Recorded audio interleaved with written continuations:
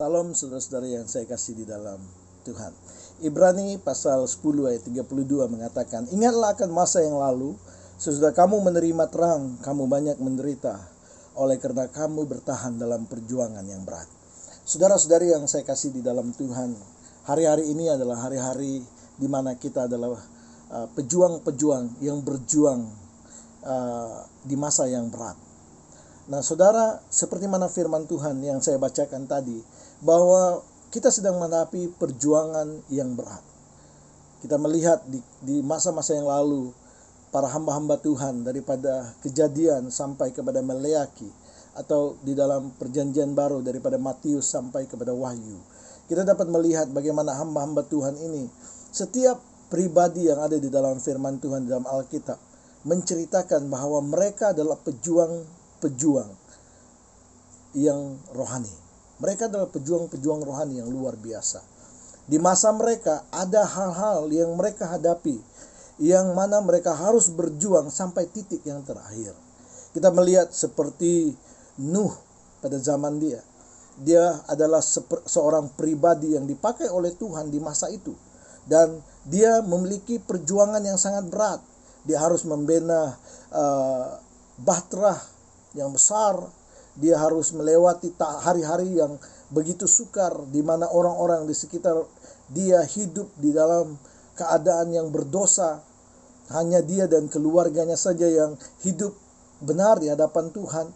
Dan dia harus melewati ini dengan kemampuan yang dia tidak dapat peroleh dari dunia ini. Tetapi dia harus memperolehnya lewat hubungan dia dengan Allah, lewat dia intimasinya yang dalam dengan Tuhan, sehingga dia diberikan suatu keberanian yang luar biasa dan kemampuan yang luar biasa untuk menyelesaikan perjuangannya yang berat. Begitu juga kita melihat kisah tentang Abraham. Abraham juga adalah satu figur bapak yang luar biasa, di mana dia juga berjuang di masa dia untuk suatu perjuangan yang sudah diberikan, disediakan oleh Tuhan kepada dia. Dan kita juga melihat bagi Musa sendiri, dia juga seorang pribadi yang berjuang di masa dia, di generasi dia, yang mencapai kepada titik di mana dia berjuang sampai menyelesaikan apa yang dia perjuangkan, yang Tuhan sudah berikan kepada dia, membawa orang-orang Israel keluar daripada Mesir ke tanah perjanjian. Dan itu diteruskan oleh Yosua sendiri. Dan akhirnya kita melihat perjuangan bapak-bapak rohani ini yang luar biasa, yang kita dapat melihat dari para nabi-nabi seperti Elia, seperti Elisa pada generasi dia. Dan kita melihat seperti Yesaya pada generasi dia, seperti Daniel di masa dia, Yeremia di masanya, di generasinya. Dan seterusnya kita dapat melihat juga bagaimana itu diteruskan oleh para rasul di perjanjian baru, seperti Rasul Petrus di dalam kehidupan dia. Dan kita melihat di akhir hidup setiap para rasul, seperti Rasul Yakobus yang harus dipancung karena dia memiliki perjuangan yang berat. Dan seperti Rasul Paulus sendiri, dia harus mengalami begitu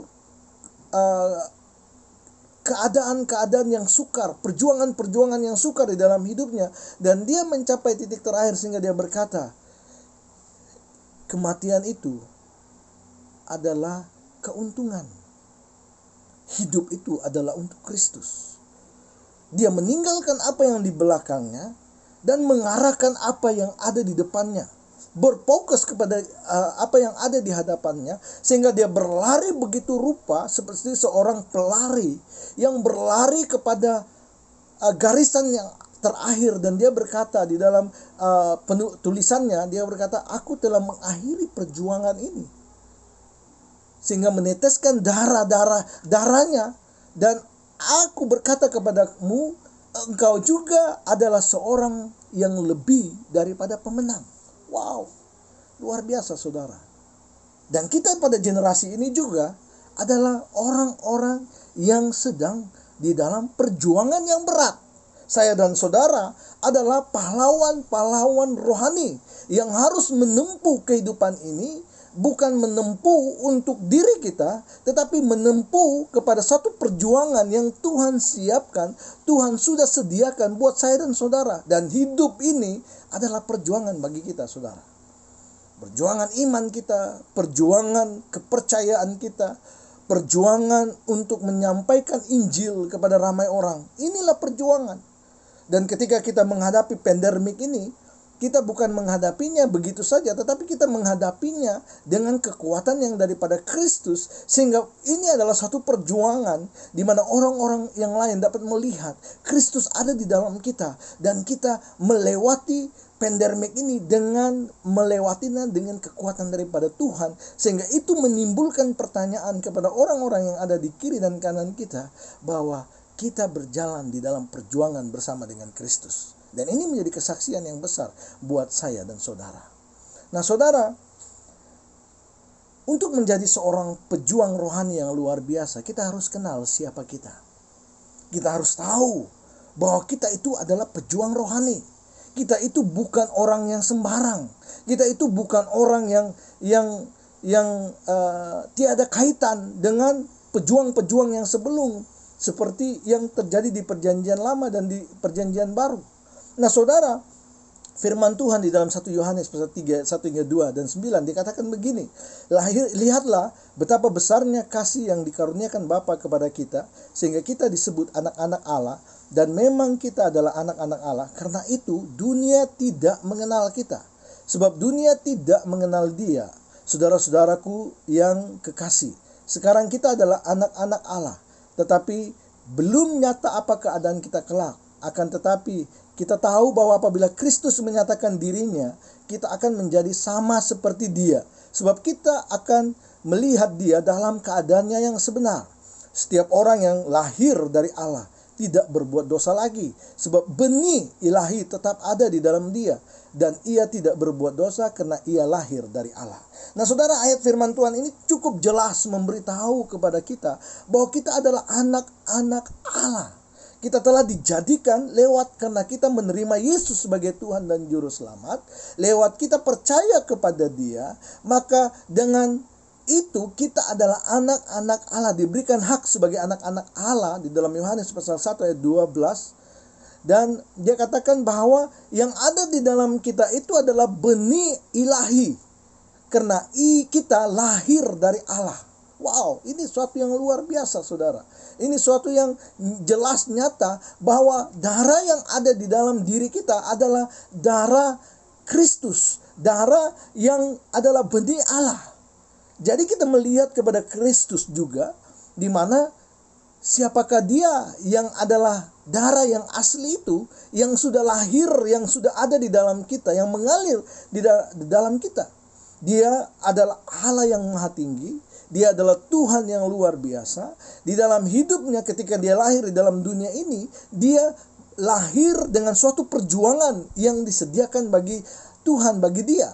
Dan kita melihat bagaimana dia hidup dari masa anak-anak sampai kepada umurnya lebih kurang 30-an ke atas. Kita dapat lihat sebelum dia terangkat ke sorga, dia melewati begitu berat sekali perjuangannya. Dia harus tidak diterima. Dia mengalami keadaan mana dia tidak diterima oleh bangsa itu, bangsanya, di mana dia datang kepada bangsa yang dia kasih, umatnya, tetapi umatnya menolak dia. Kemudian apa yang terjadi saudara? Ketika dia menyampaikan kebenaran, keselamatan, hidup yang kekal lewat dia, dunia atau orang bangsanya menolak dia, bangsa Israel menolak dia. Dan akhirnya dia ditangkap, dia disiksa, dipukul dan sebagainya, dan dipakukan di atas kayu salib. Dan dia mati di atas kayu salib. Inilah yang dikatakan perjuangan yang berat yang dia hadapi. Dan dia melewati semua itu sampai kepada hembusan napasnya yang terakhir. Dan dia berkata, sudah selesai. Saudara, cukup jelas di dalam firman Tuhan ini mengatakan kepada kita bahwa Yesus adalah pahlawan rohani yang telah melewati perjuangannya sampai selesai, sampai titik yang terakhir, dan dia telah menang. Itulah mengapa Rasul Paulus berkata, kamu lebih daripada pemenang. Mengapa kita lebih daripada pemenang, saudara? Karena walaupun kita melewati hidup ini dengan perjuangan, tetapi perjuangan ini telah dimenangkan oleh Kristus. Kita hanya bersandar kepada Dia, tinggal di dalam firman-Nya, dan firman-Nya tinggal di dalam kita, dan akhirnya kita akan melewati perjuangan ini dengan kemenangan. Karena kita tahu di saat kita sebelum masuk di dalam perjuangan ini, setelah kita menerima Yesus sebagai Tuhan dan Juru Selamat, kita tahu kita sudah menang. Karena Kristus sudah menang, maka itu kita lebih daripada pemenang. Dan ketika kita mengetahui bahwa Yesus adalah lebih daripada pemenang, Dia adalah darah yang diteteskan untuk membuatkan setiap orang yang percaya kepadanya, menerima Dia sebagai Tuhan dan Juru Selamat, mengalami kemenangan. Dan itulah mengapa ketika kita mengetahui siapa kita sadar siapa kita yang telah menerima Yesus sebagai Tuhan dan Juru Selamat, maka kita tahu bahwa kita adalah pejuang rohani yang akan menjadi pribadi-pribadi yang lebih daripada pemenang. Karena darah yang ada di dalam kita, yang mengalir di dalam kita secara rohani adalah darah Kristus yang menjadikan kita anak-anak Allah, yang menghasilkan benih-benih ilahi di dalam diri kita. Dan ketika kita sadar akan hal ini, saudara, kita adalah pahlawan-pahlawan rohani yang siap bertempur, yang siap berjalan, yang siap berperang. Walaupun kita berperang, kata firman Tuhan di dalam Efesus, Rasul Paulus mengatakan, kita bukan berperang dengan darah dan daging, tetapi kita berperang dengan penguasa-penguasa di udara. Kita berperang dengan tipu muslihat iblis. Tetapi Tuhan memberikan kita kelengkapan-kelengkapan yang sempurna, di mana kita disiapkan dengan semua peralatan rohani yang sudah siap untuk kita semua pergunakan untuk melewati hari-hari ini sebagai seorang pribadi yang lebih daripada pemenang. Saudara adalah pejuang itu. Saudara adalah spiritual warrior itu. Saudaralah pahlawan itu yang berjuang di hari-hari ini dan akan merebut kemenangannya.